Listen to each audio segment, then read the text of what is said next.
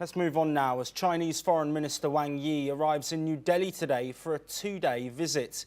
He will hold talks with External Affairs Minister S. Jaishankar this evening before meeting National Security Advisor Ajit Doval tomorrow for the 24th round of border talks. On Tuesday, he is also scheduled to call on Prime Minister Narendra Modi ahead of the PM's visit to China for the SCO summit later this month.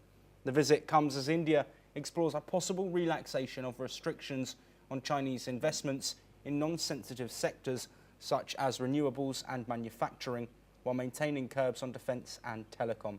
Moreover, officials have stressed that Press Note 3, which mandates approval for all border country investments, will remain in place. This trip also takes place against the backdrop of strained India-US relations after President Trump doubled tariffs on Indian goods and penalised New Delhi for Russian oil purchases. For Beijing, Wang Yi's visit is aimed at projecting stability in ties, even as both sides remain locked in a long-running border dispute.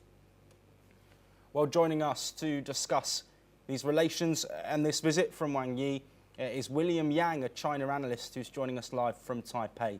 William, thank you ever so much for joining us. What is the significance of this state visit taking place today? Well, I think the timing of this visit comes amid, like you said, the ongoing straining of the relations between New Delhi and Washington.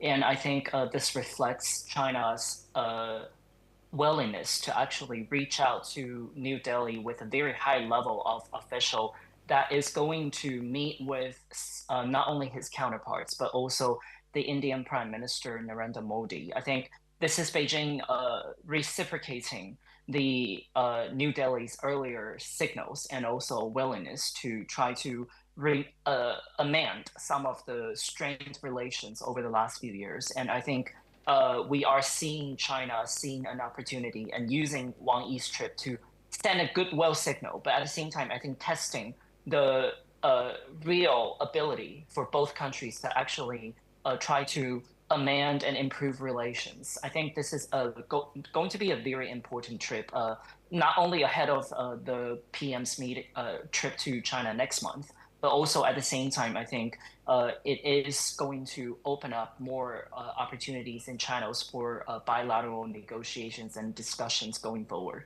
Yes, and William, of course, there are strengthening ties through these meetings, and as you said, that unity that is being questioned but also potentially strengthened, that is there. But there also are border tensions, of course, long running. Do you think this is an opportunity to finally put those tensions to bed, or is this more diplomatic? And do you think there do need to be more discussions in order for this relationship between India and China to continue to develop past potentially just these tariffs on the purchases of Russian oil? Yeah, I think this is still pretty much a diplomatic level kind of engagement because it's being conducted and carried out by the foreign minister.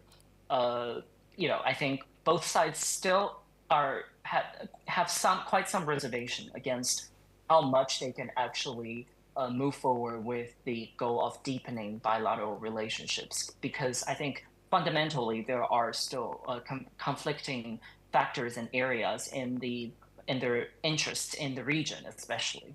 I think despite the efforts over the last few years to really try to resolve the long-running border disputes that started in 2020, and we have seen quite a lot of progress on that through the multiple rounds of the discussions and negotiations. And now this one is going to be conducted at the highest level so far, I believe, between China and India, but which I think reflects, again, the improvement that we've seen. But at the same time, I think both sides are wary of the other side's ability to really try to undermine their longstanding interests. And there are still other regional issues that I think remain the friction points for them, including China's expanding influence in the Indian Ocean region, which I think New Delhi really has been very wary and concerned about China's ability to improve relations with its allies in the region and how much that's actually going to undermine India's, I think, interest. And so I think right now they're trying to take very careful steps moving forward, Yes. trying to address some of the issues that are easier to resolve because they've spent a lot more time. And then I think test the waters on all the other fronts as they move forward. Well, William Yang, thank you ever so much for your insight there. Of course, we will continue to monitor